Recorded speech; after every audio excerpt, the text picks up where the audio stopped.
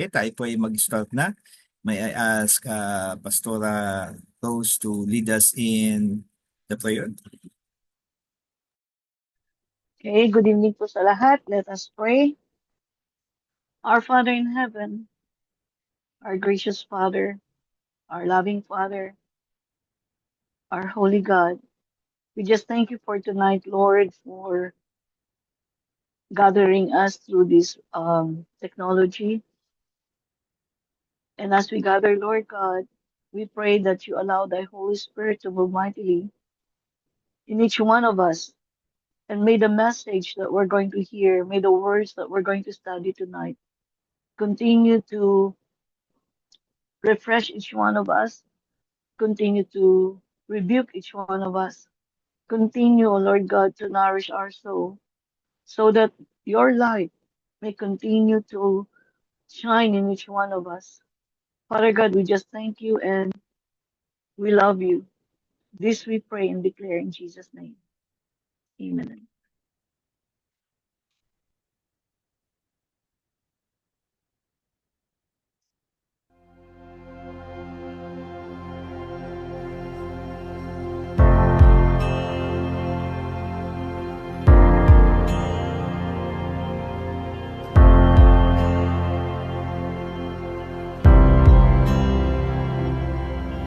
Neither my God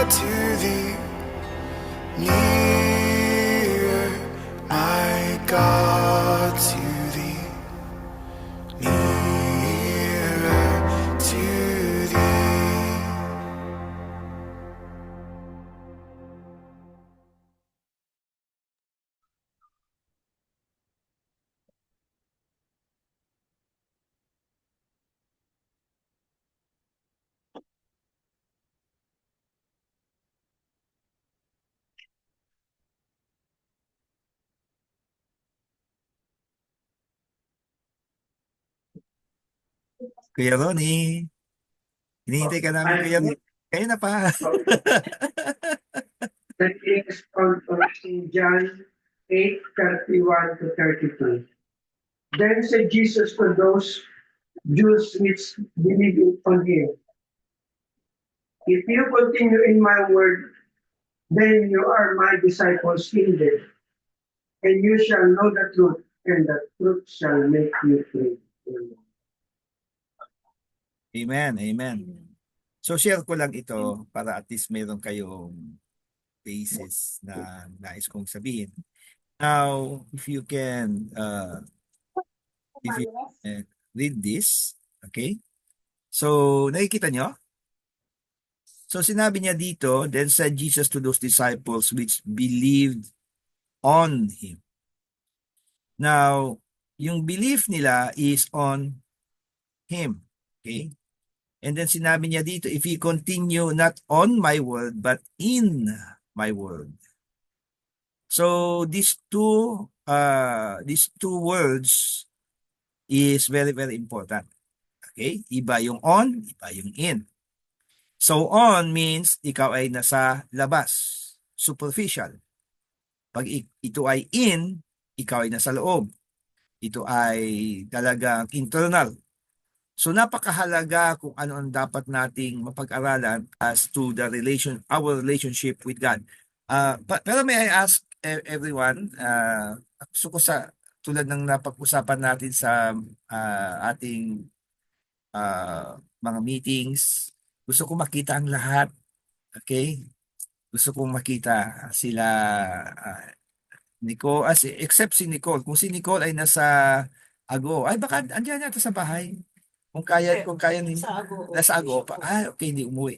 Hindi yan makakapag on cam kasi mahina yung kanyang signal. Okay, so si Mona hindi rin kasi hindi siya tech savvy. So gusto ko lang mai-stress sa bawat isa. Marami ang naniwala on Christ. Okay? Gusto kong basahin ninyo ang John chapter 6. Okay, maganda nga John chapter 4 eh. Kung mapapansin nyo yan, nakakalungkot ang nangyari. So John chapter 4, maraming sumusunod kay Jesus. And then sinabi ni Jesus sa mga Samaritans, sa mga Samaritan woman muna, that He is the ever-living water. At maraming naniwala sa Kanya. And then umalis siya doon sa Samaria. And then, to cut a very long story short, pumunta sa John chapter 6. John chapter 6, John chapter 7, John chapter 8, isa sa ito yung mga chapters na napakalungkot eh. Okay, John chapter 6 is nagpakain siya ng marami. Pagkas marami sumunod sa kanya, and then sinabi niya he is the bread of life, di ba? And then in John chapter 6 verse 66, John 6:66, napakapangit na and many of his disciples no longer followed him. Okay? Why? Because hindi na kaya yung word ni Lord. They believed on him, but they did not believe in him. Iba yon.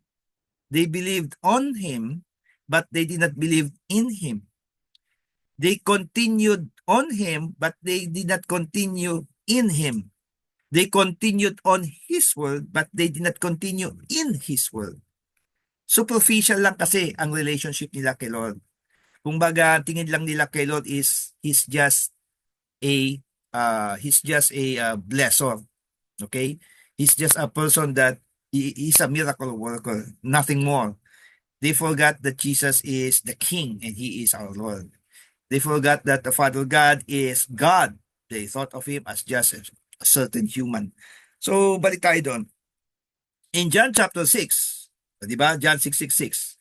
And many of disciples followed Him no more. John chapter 7, nakakalungkot. Because doon pa lang sa unang verse is that sinabi na papunta sa Jerusalem, and then sinabi ng mga kapatid niya, hindi ka ba papunta sa Jerusalem? Magpakita ka doon, ipakita mo kung sino ka. Because even his brethren did not believe in him. Okay? Kakalungkot ha? John chapter 7 yun ha? Now and then John chapter 8. Ito nakakabigla. Basahin ninyo before yung 30, okay? Gusto ko lang i-share sa inyo, okay? Sandali lang, ah.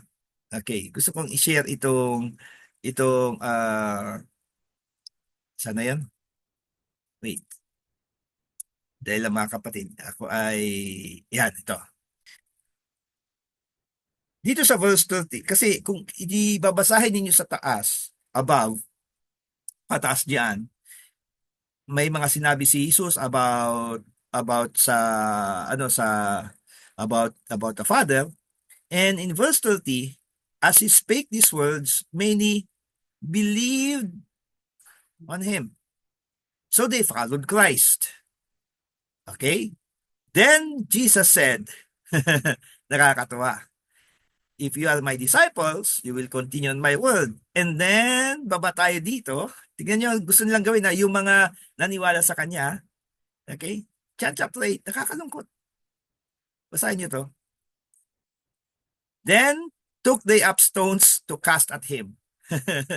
But Jesus hid himself and went out of the temple, going through the midst of them and so passed by. You see, the persecutor of Christ is not actually the unbelievers, it's actually the believers. Okay? So pansinin ninyo.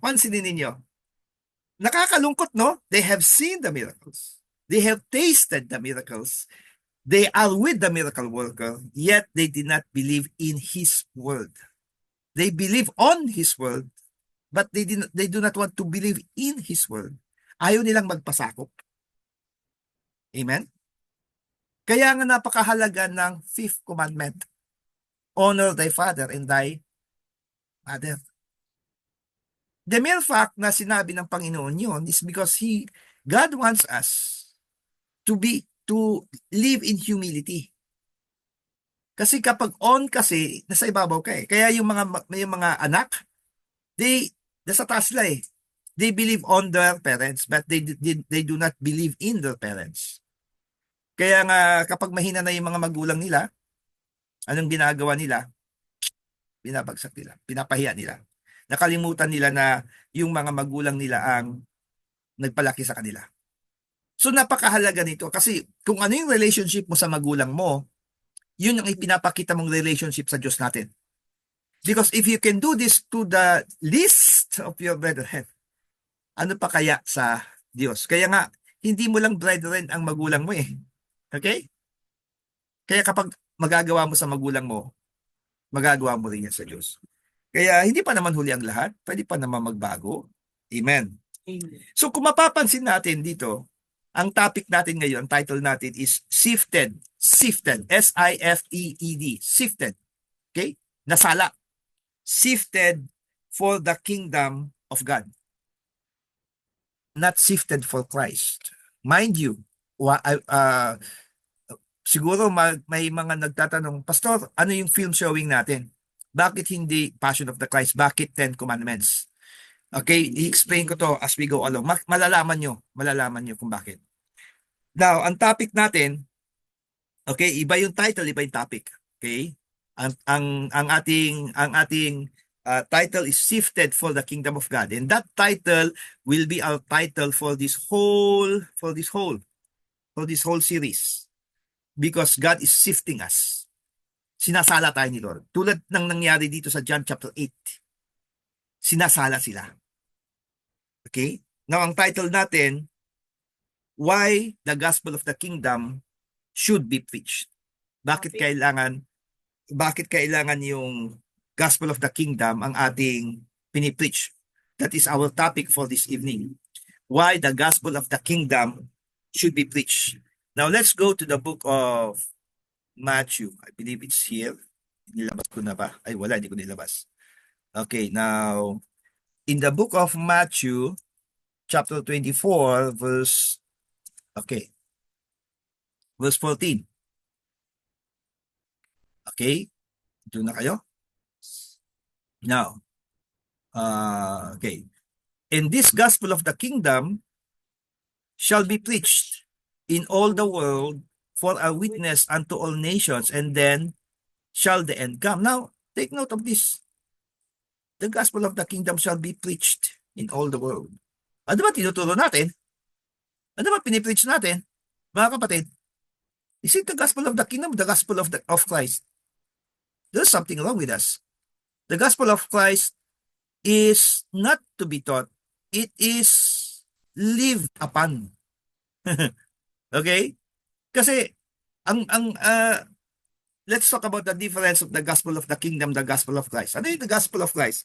The gospel of Christ is we focus on Jesus Christ. Christ has come, Christ has the Christ has died. Christ has come, Christ has died, Christ has risen, and Christ will come again. Yan yung the gospel of Christ. But what is the gospel of the kingdom? The gospel of the kingdom, ito ay ang ating ini-emphasize is about the kingdom of God, the God's kingdom here on earth through the King. Walang iba kundi si Christ. Therefore, the gospel of Christ is within the gospel of the kingdom.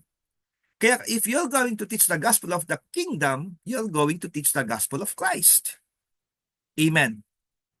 Ang mistake natin, we keep on teaching, we keep on feeding people milk. Gatas lagi ng gatas. Laging Christ, laging Christ. How about the kingdom? Matthew 4:17. Matthew 4:17, ano sabi ni Christ doon? Unang-unang preaching niya, repent for the kingdom of heaven is at hand. Those are the two gospels. Okay? Repent. Bakit repent? You have to believe in Christ. Okay? Bakit kailangan natin manampalataya kay Jesus? Balik tayo sa John chapter 8. Okay? John chapter 8. Gusto ko lang ma-emphasize to. Okay? John chapter 8 verse 31, sabi ni Kristo, if you continue in my word, then are ye my disciples indeed, and ye shall know the truth, and the truth shall make you free. Now, basahin natin dito. Verily, verily, I say unto you, whosoever commits sin is the servant of sin. And the servant abideth not in the house forever, but the Son abideth forever. If the Son therefore shall make you free, ye shall be free indeed. Therefore, Christ is crucial sa ating buhay because He is the one who's going to make us free. Sorry, hindi ko pala na-share sa inyo. Okay, sandali lang ha. Share ko muna sa inyo. Iulit ko. Saan na ba ako? Okay. Sandali, hindi ko na-share. Kala ko na-share ko sa inyo, iba pala. Saan na ba ako? Wait lang mga kapatid. Yan. Okay. Hindi, iba naman to. Okay. Wait. Saan na ba ako? Kaya pong manisishare ko Okay, sana yun. Yun. Okay, yan. Sabi niya dito, if the Son shall make you free, ye shall be free indeed. Therefore, it is the Son that makes us free. Therefore, the gospel of Christ is crucial. Kaya we need to repent. We need to repent for us to be free. And once you're free, you can do anything that you want. But kailangan i-receive mo ang kingdom of heaven. That is the gospel of the kingdom. Therefore, Matthew 4:17 talks about two gospels. And that's the gospel of Christ and the gospel of the kingdom. Kaya yung preaching natin dapat, as we teach, as we share the word of God, hindi dapat gospel of Christ lang. We need to also teach the gospel of the kingdom. Amen. So now, let us go here. Shifted Christians to be converted believers. God is sifting us for us to be converted believers. 2 Corinthians 5:17, ano sabi doon? If any man be in Christ, he is a new creature. Now, that new creature itself is a converted believer. Okay? So, saan natin ito makikita sa words ni Jesus Christ? This is actually a rebuke of Christ to Peter. Kaya napakahalaga na dapat mapag-aralan natin kung ano ba ang nais sabihin ng ating Panginoon sa ating lahat. So in the book of Luke chapter 22, 22 verse 31, okay? And the Lord said, nababasa nyo? And the Lord said, Simon, Simon, behold, Satan hath desired to have you, that he may sift you as wheat. Now, God is allowing us to be sifted. Okay? Why? Para makita natin kung sino ba talaga ang ating pinanampalatayaan. Now, take note, this is 3 years already na si Simon Peter is already with Christ. Tignan mo sinabi ni Kristo kay Peter, but I have prayed for you, that your faith fail not. And when you are converted, okay, converted, strengthen thy brethren. So therefore, dito pa lamang 3 years yun ang kasama si Jesus. Nakita niya yung miracles, naranasan niya yung miracles, nakikita niya ang buhay ng ating Panginoon, naniniwala siya na He is the Son of God, He is the Christ, siya nag-declare nun. Yet, Christ is not a respecter of persons. Hindi siya naniniwala sa word of mouth lang. Kasi para kay Lord, pag mouth lang, walang action, fake news yan. So, ang unang-unang fake news sa mga disipulo, walang iba kundi si Peter. Okay? So, hindi naniwala si Jesus sa sinabi ni Peter. Kaya ano sabi ng Panginoon? When you are converted. When you are converted. Matagal na tayo sa Panginoon, pero the question here is, are we really converted for Christ? Matindi ang conversion eh. Ang tindi ng conversion. So many Christians today are not converted. They like to believe that ako'y namumuhay Kristiyano, ako ay umaattend sa church, ako'y nagbabasa ng Bible, I am doing this, I am doing that, I am praying, I am fasting, I am doing everything, I am sacrificing, pero hindi yun ang kailangan ni Lord. Sa atin, diretsahan salita, gusto ba ni Lord na mag-fasting ka? Hindi. It's not it. Ang gusto lang ni Lord is that mamuhay ka in His Word. Sumusunod ka sa Word niya. Okay? Gusto ba ni Lord na naghihirap ka? Ang gusto ni Lord, mabuhay ka in His Word. You continue in His Word. Despite the problems that you face, continue in His Word. Amen. Yan yung common problem ng Kristiyano ngayon. Okay? So ano bang sabi ng Panginoon sa rich young ruler? Okay? Carry your own cross. Okay? Follow me. Follow is not about, kumbaga, diretsang salita. It's not about yung pinapagawa ng ating Panginoon sa rich young ruler.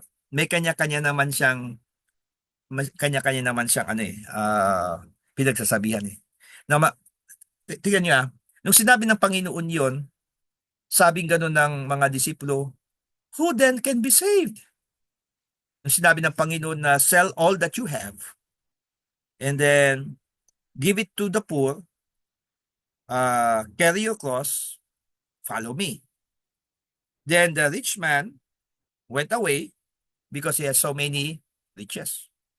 And then sabi ni Kristo, how hard it is for a rich man to enter the kingdom of heaven. And then sinabi ng mga disipulo, Lord, we have forsaken all. We have forsaken all and followed you. Okay? We have forsaken all and followed you. Then sinabi ni Lord, how hard it is for a man that trusts in riches. Okay? Kaya nga, for the root of all evil, for the love of money is the root of all evil. Kaya, makinig kayo maigi, napakaganda. Basahin niyo yung last chapter ng John. John 21. Makikita niyo doon that the disciples were fishing. Ano sinabi nila nung una? We have forsaken all. Yun ba yung gusto ni Lord? I-forsake mo all? And then yung John chapter 21, they were fishing. Nakakatawa, no? And then, ano, nagpakita si Jesus. Ni-rebuke niya ba si Jesus, yung mga disipulo? Why are you fishing? I thought that you have forsaken all. No, hindi ka na ng ating Panginoon. Ang i-forsake mo yung last mo sa riches, yung last mo sa trabaho mo, yung last mo sa ari-arian mo, yung last mo sa pamilya mo, na kapag inuuna mo sila, you are not converted. Kaya tingnan mo, nung ano pa sinabi ng Panginoon, oh, nangingisda pa kayo? Okay, meron ba kayo nahuli? Kasi makikikain ako. You see that? God was not rebuking them, but God was encouraging them. Bakit? Because God wants, kinig kayo ano sabi niya? I want to eat with you. God wants to enjoy also the victory that He has given us. Yan ang ating Panginoon. Yung shifting na ito na sinasabi ko, you don't forsake. Hindi yun eh. Hindi forsake. But ang dapat mong alisin is yung lust mo. Yung desires mo na ito lang gusto ko, ito. No, you have to, kapag nawala na yon yung desire na yon, yung lust na yon, work. And then the Lord wants to enjoy also the fruits of our labor. Kaya nga, ano sabi ng Panginoon? Let your light so shine before men, that they may see your good works and glorify the Father who is in heaven. How can people glorify the Father if you will not promote the Father through the good works that we have done? Okay? Because God wants to be partakers of His vineyard. Okay? Maalala niyo yung parable of the vineyard na inutusan niya yung mga na ibinigay niya yung vineyard niya sa mga tao, sa mga servants, and then afterwards gusto niya kumuha ng fruits. Okay? So yan yung gusto ni Lord. Gusto niyang matikman. Hindi naman yung okay, iba yung word kasi gusto niya na mag-partake doon sa fruits na ibinigay niya sa atin. Yan yung gusto ni Lord. Pag-aralan niyo yung parable of the talents. Di ba? Ano sinabi ni Lord? Gusto niya ba yung kita? No, I want to partake to whatever that you have, to what you have, what you have yung nagawa. Kasi kung pera lang gusto ni Lord, hahayaan niya lang na maging servant yun. Ano sabi niya? Come and I will make you rulers of greater things. Napakaganda ng trato ng Panginoon sa atin. God is not interested. Sa totoo lang, God is not interested sa fruits natin.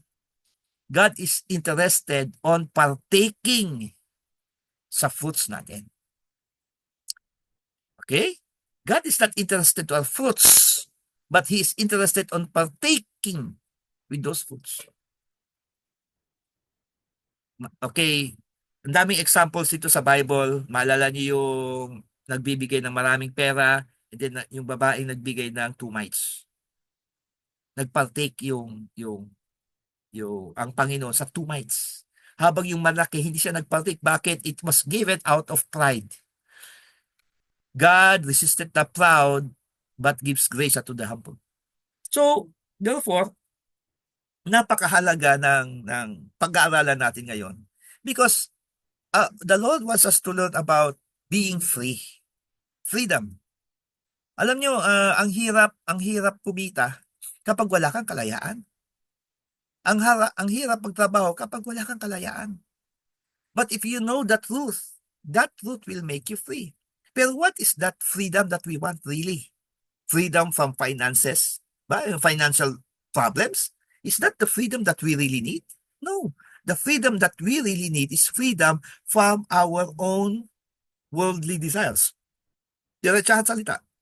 Kasi once na magkaroon tayo ng freedom sa debt, sa utang, kapag wala tayong freedom sa natin, sa ating personal desires, Magkakautang ka uli. Magkakautang uli tayo. Why? Hindi tayo nakokontento eh. Meron tayong earthly desires eh. Therefore, God wants us to be free from our own fleshly, worldly desires. Ang gusto ni Lord sa atin is that our desire is Him and Him alone. And God is a jealous God. Amen. So, hindi ko sinasabing huwag kang kumita. Hindi ko sinasabing huwag kang mag-ipon. No, hindi yun. Mag-ipon ka. Mag-ipon ka, pero bakit ka nag-iipon? That's the thing that you have to study. You have to tell yourself kung bakit ka nag-iipon. Nag-iipon ka for the rainy days. Nag-iipon ka para sa future. That's good. Nag-iipon ka para yung future na ito ay magpo-point sa glory ng ating Panginoon. Ito ay ginagawa ko para lahat ng ginagawa ko is that si Lord ang naitataas, yung mga anak ko, imomold ko, kaya kailangan ko ng ganitong savings para at least ang mga anak ko ay maging maayos sa kanilang pamumuhay at naitataas ang Panginoon sa pamamagitan ng kanilang testimony. So kapag ganun yon, the Lord is going to bless us, keep on blessing us because He is now partaking with the fruits of our labor. Amen. So yun eh. Napakadali lang ng freedom. Pero yung freedom in financials, freedom sa sakit, diyan tayo nagkakaproblema because we have our desires. Okay? Kasi kung talaga tatanggalin natin yung desires natin, sige, wala na magkakasakit. Wala na magkakasakit. Bakit? Sige, tanggalin natin lahat ng lahat ng yung baboy. Lahat ng mga matataba, lahat ng mga matatamis. Sabihin ko sa inyo mga kapatid, if you are going to follow the dietary laws of God, wala magkakasakit ng cancer. Walang tataba ng husto. Si pastor hindi lalaki ang tiyan. You see, pati ako nagkakasala. Lahat tayo nagkakasala. Okay? Tapikin mo yung sarili mo. Makasalanan kasi ako eh.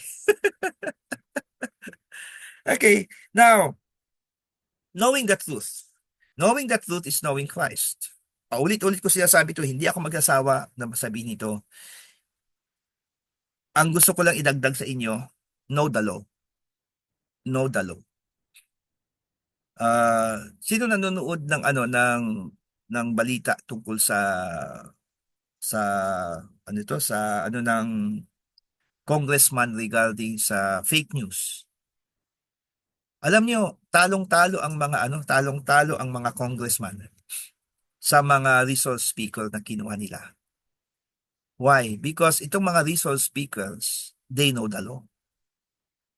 Ang mga congressman natin, law makers, they do not know the law. Napapahiya sila. Kaya, di ko alam kung anong nangyayari sa ating bansa. Pero sabihin ko lang sa inyo mga kapatid, huwag tayong maging congressman na walang alam sa batas.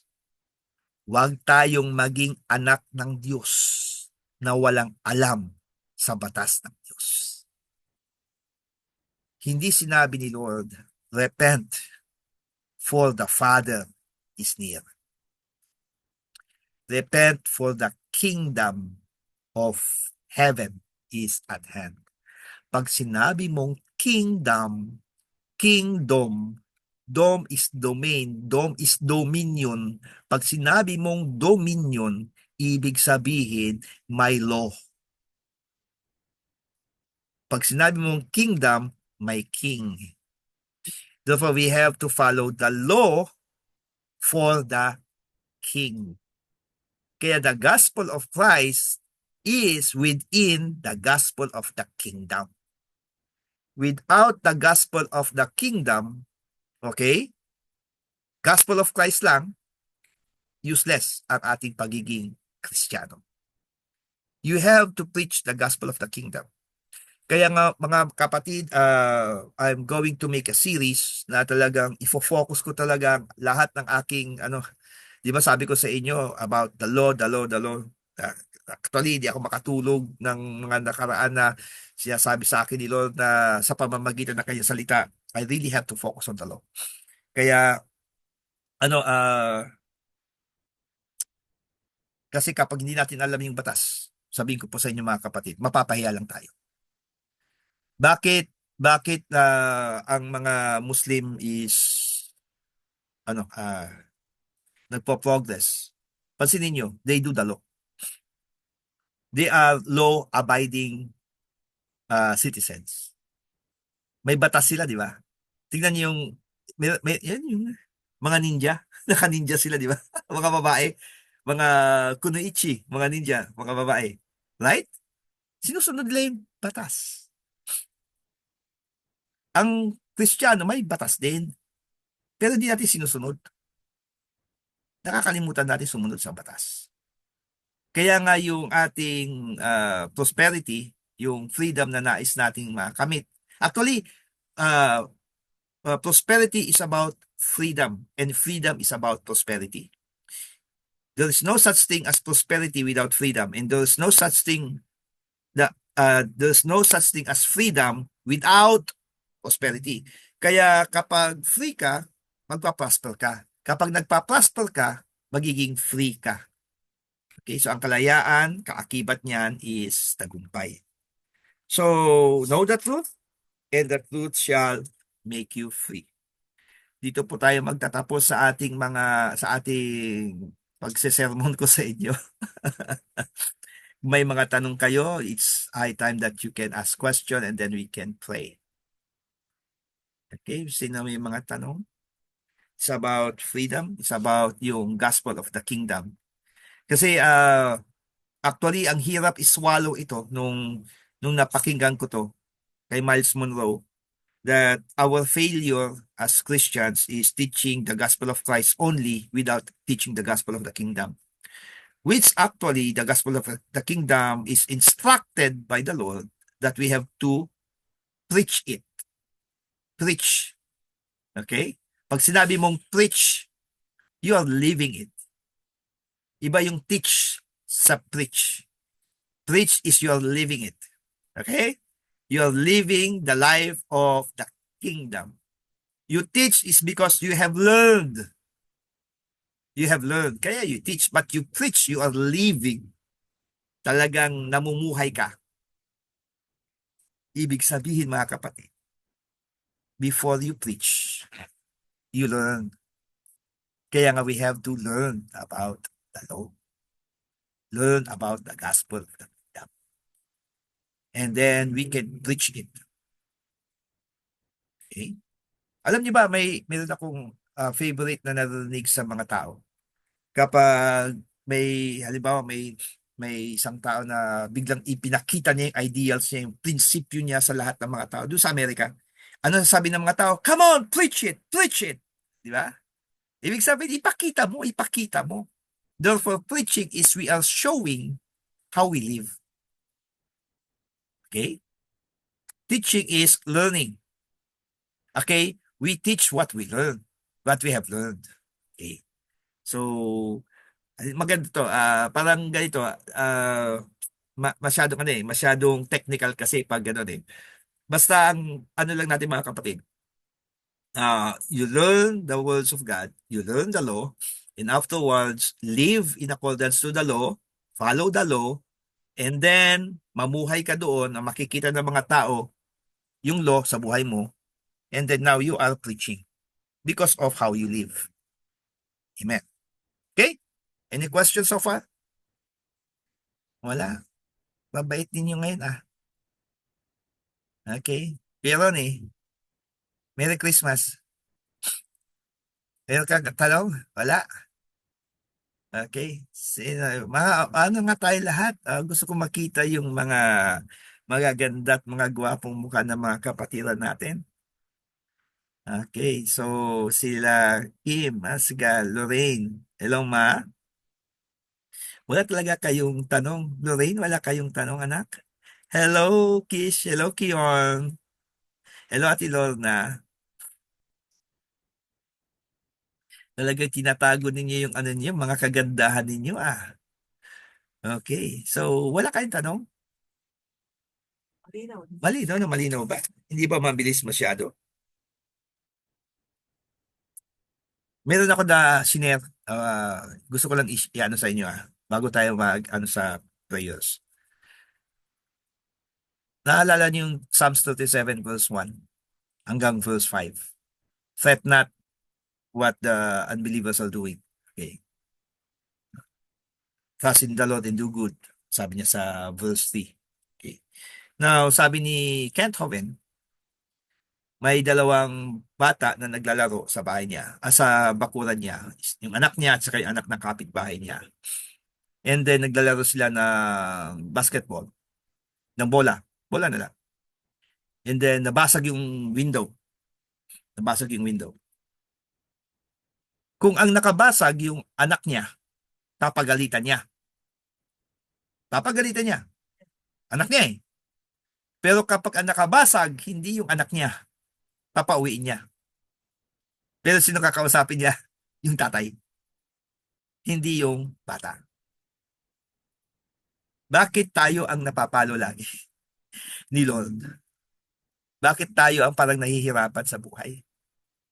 Bakit parang yung ibang mga tao na walang Diyos hindi nahihirapan? The reason why? Hindi naman sila anak ng Diyos eh. Tayong anak. Kaya tayo napapalo. God wants us to have a changed life. Alam nyo, si Bishop Abante, Congressman Abante, nagmumura sa Congress. And then, he's a Baptist. He's a Baptist. He's a bishop. Baptist bishop. And then, nagmumura sa Congress. Kaya, grabe. Nakakalungkot. Kaya tayo nasisira eh. Because of this kind of people.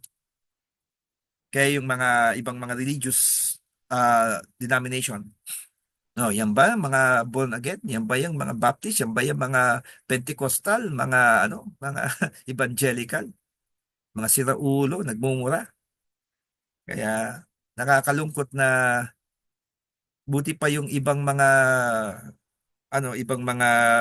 resource speaker na kinuha nila, hindi nagmumura.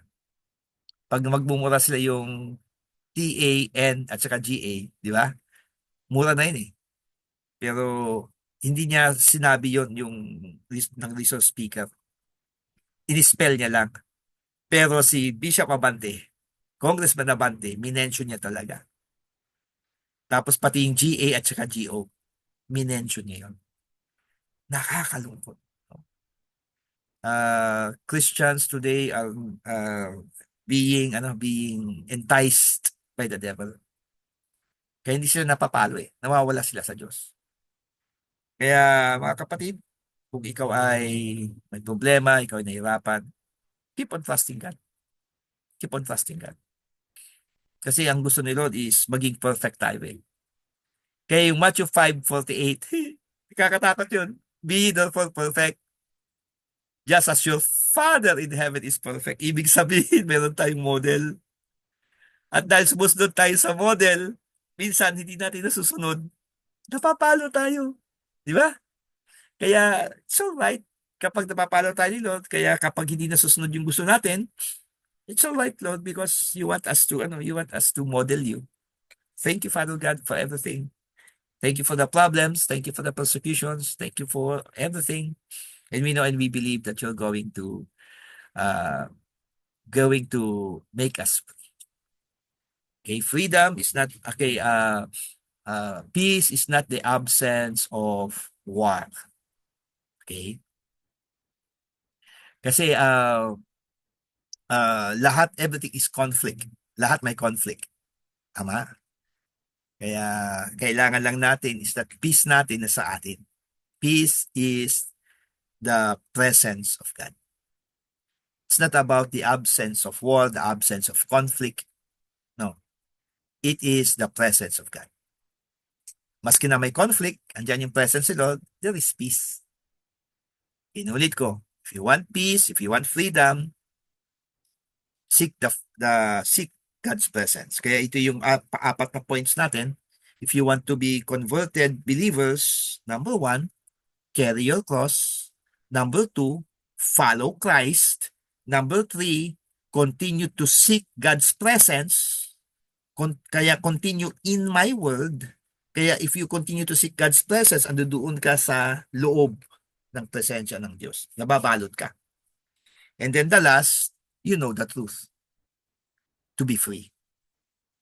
Knowing truth gives us freedom. Gives us freedom. Kaya pag hindi mo alam yung batas, madali kang mahulin. Madali kang magkamali. Last example, hindi namin alam yung batas dito sa Subic noon. Hindi namin alam yung batas sa Subic. Yung hindi namin alam yung first first come first first ka sa crossing, first go. Okay? Pero mag-stop ka. Kaya kapag andun ka sa crossing, stop ka. Maski 3 seconds and then go. Ganun yun. Yun yung batas doon. Doon dumaan kami doon, akala namin sa atin lang. Libre, diretso. Yung pala may nakaabang na pulis doon. Oy, huli, huli, huli. Kaya dami nilang huli noon eh. Kasi nga maraming nahuhuli na maraming sumusuway sa batas. Now, ignorance of the law excuses no one. Ignorance of God's law excuses no one. Kaya it's not an excuse. Okay? Kaya we have to know the law. Amen. Amen. Okay? So, meron po ba tayong mga questions or mga prayer request? Anong mga law? Ha? Question, Pastor, anong mga law? Anong law? Siyempre, yung 10 Commandments. Yung law na pag-aaralan natin is just the 10 Commandments. We're not going to study the 3 other laws, the customary laws, the ceremonial laws, and the dietary laws. Hindi natin pag-aralan yan. Pag-aralan natin is the divine law, and that's the 10 Commandments. Ang focus natin dito sa totoo lang is the first 4 commandments. Okay, the knowing God. Okay, honoring God, honoring His name, and honoring the Sabbath. Ito yung 4 na to. Okay. So, meron pa po ba kayong mga question? Wala na. Wala na. Okay. Kabait talaga ng mga anak ko Okay, talaga. Talaga lang. Okay, so let us now go sa may mga bago tayong prayer request. Isang prayer request natin is si Mary Larakel. Pag-pray natin ang kanyang kalusugan. Okay, at saka sa within her family also. Okay. Si Harry pala, at saka si Sister Aida, yung pa rin ang prayer nila eh. The same. Pag-pray natin pa rin natin sila, Brother Harry. Sister Joanne, yung comfort and peace na natin doon. Okay, namatay ang lola ni Joanne. Okay. Comfort. Peace. Sister Aida. Okay. Meron pa po ba? Meron kayong mga prayer petitions na iba? Wala na. Anak Christian, tuloy kayo sa May?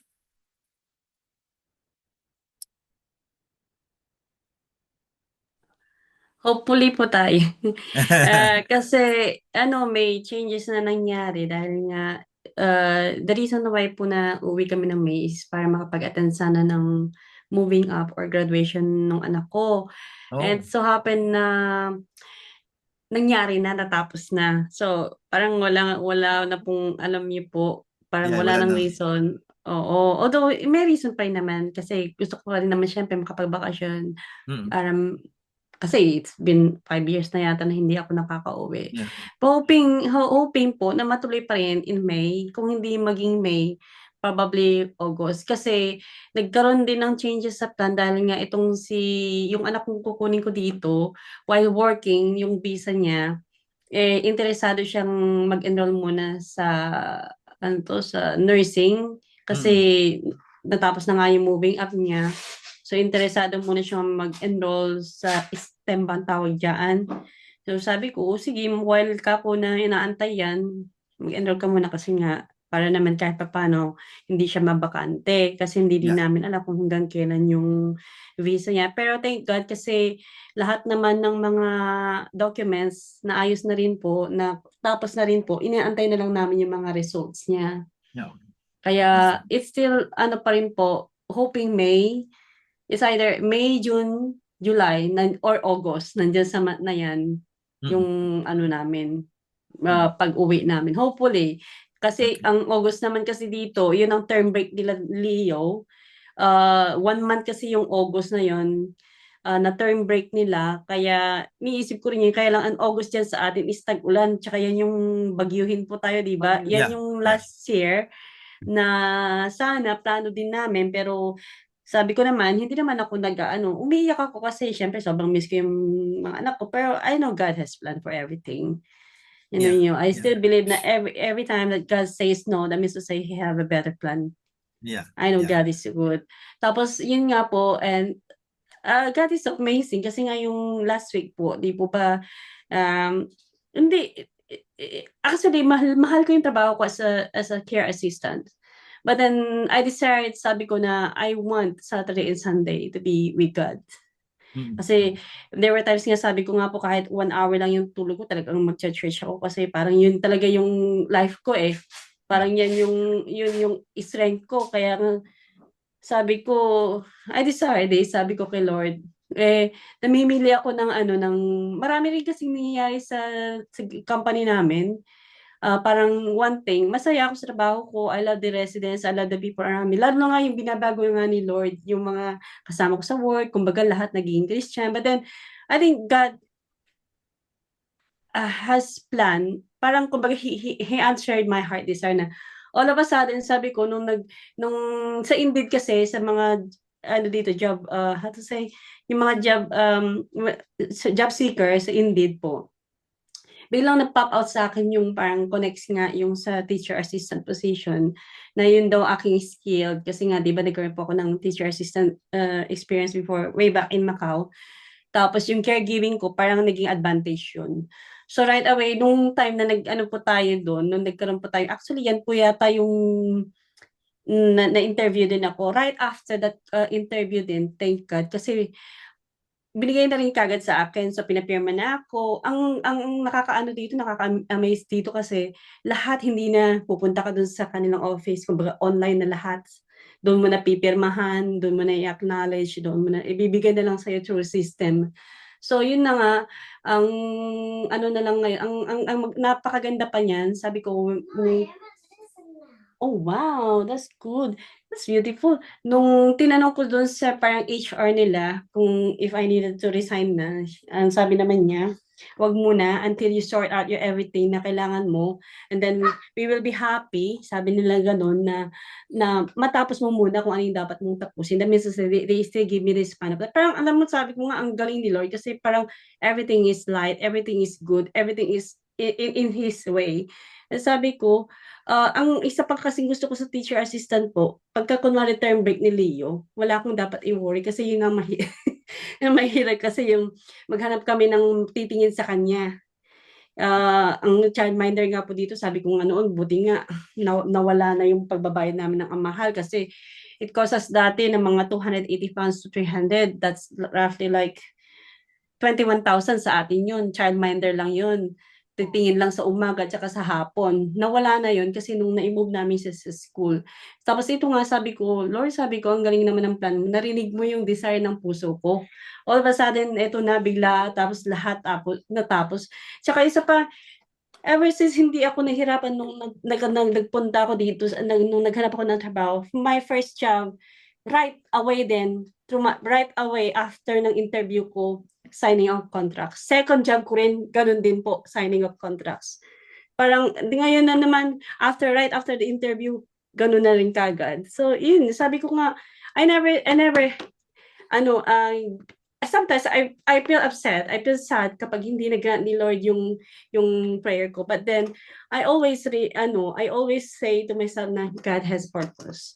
Kaya nga sabi niya sa Isaiah 60:22, sabi niya ganun, when the time is right, I the Lord will make it happen. Kaya I always have that verse in my life. God is perfect time. Ayun po. Thank you po sa lahat. At saka, lang din, pa-include sa prayer itong aking bulinggit. Kasi may sakit siya ngayon, nag-fever siya, pero wala namang any signs of pain. Basta, mayroon lang siyang fever. Kagabi, nagkaroon siya ng whole night fever. Pero ngayon, as of now, wala na siyang fever. Are you okay? Okay. You well? Yeah? No more pain. Say hi po, everyone. Hi. Hi. Say hi. Hello po. Oh, no more. Ay, where's your tongue? It's gone.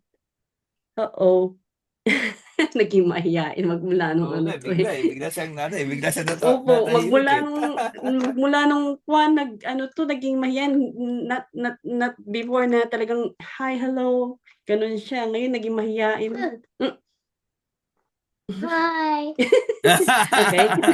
Delay the action. Thank you. Okay, thank you po for your prayer. Thank you for your prayer. Amen, amen, amen, amen, amen. Okay, so For Leo. prayer for Leo. Okay. So, sino pa po ang actually anak, just susugan ko lang. Alam na rin ng iba ito. Medyo nape-persecute din tayo dito sa munisipyo. Kaya may mga desire ako na gustong mangyari. Hindi binibigay ni Lord. Okay, pero hindi ako nagtatampo. Hindi ako mayroong disappointments, pero hindi ka dapat magtampo. Siyempre, Yes, it's part po talaga. it's part talaga. Kasi kapag hindi ka ma-disappoint, hindi ka na tao eh. Yes, totoo po yan. We are just human. We Yeah. sinned. We were not perfect even if God is with us. God knows our heart naman eh. God can Yeah. see our heart. In His time, talagang ibibigay din po ni Lord. I do believe in that. Amen, amen, amen. Amen. Yeah, just wait for the proper timing, the proper blessing of God. Okay. Amen. So, sige, tayo po ay darako na sa prayer. Okay, tayo po lahat ay manalangin. Hallelujah. Ama namin sa langit, minsan pa kami ay patuloy na tumutulog sa inyong harapan.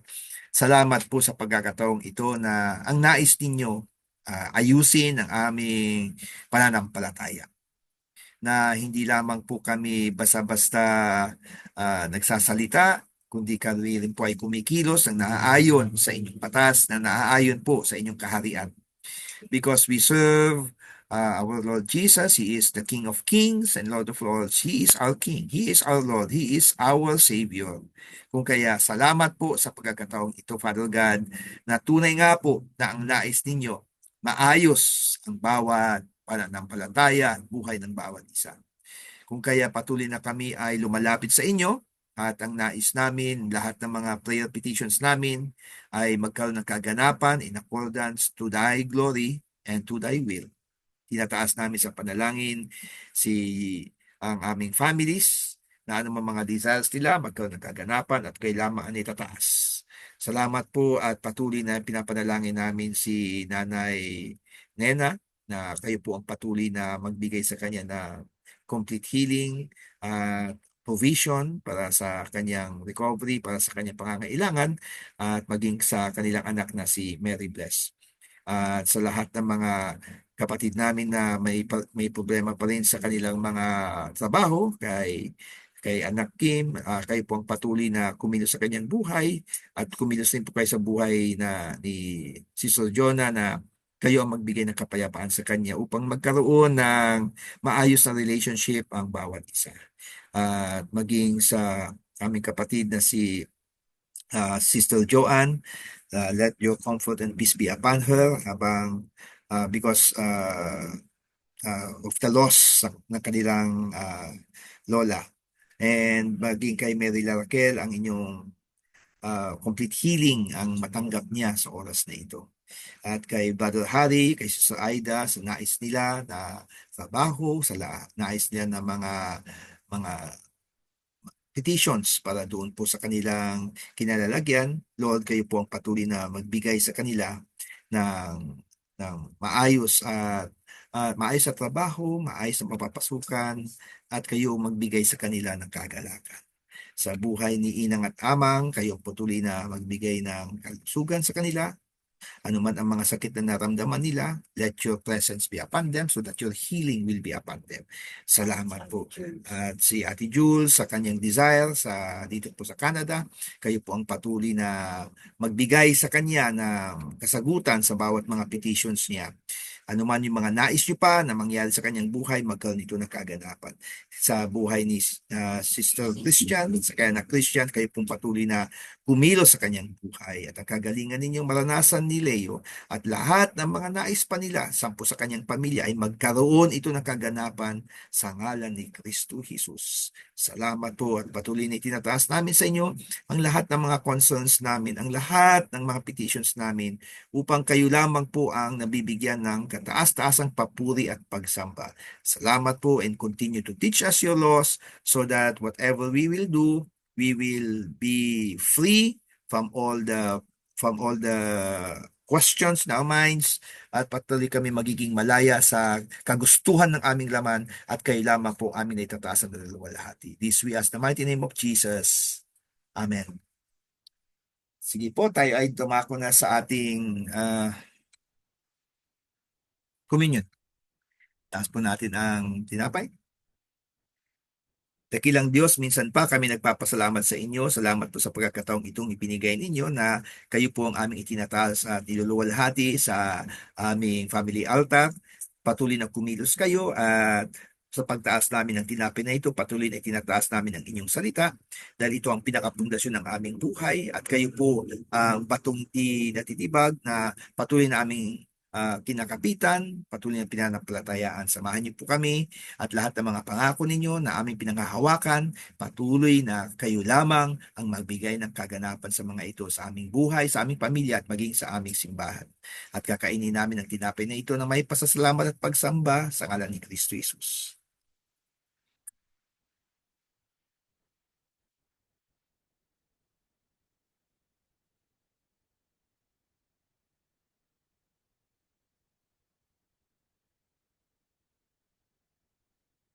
Taas natin ang juice.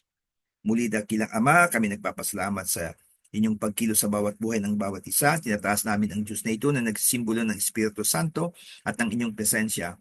Kayo lamang po ang patuloy na magbigay kaganapan sa lahat ng aming mga petitions sa pamamagitan po ng pagkilos ng Espiritu Santo na siya magbibigay gabay sa lahat ng aming mga gagawin to lead us to the path that you want us to take, leading to your victory and good success. Salamat po dakilang Ama at iinumin namin ang Diyos na ito na may pasasalamat at pagsamba sa ngalan ni Kristo Jesus.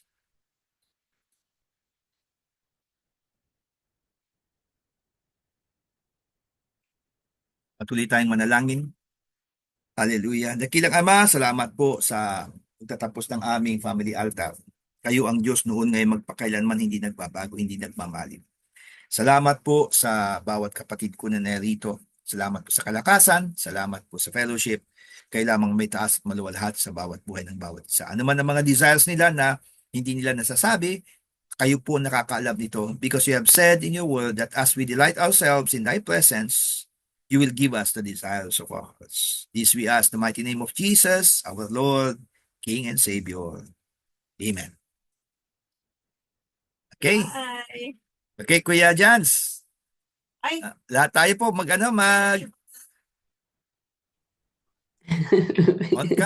cam. Picture. Picture para ma-remember.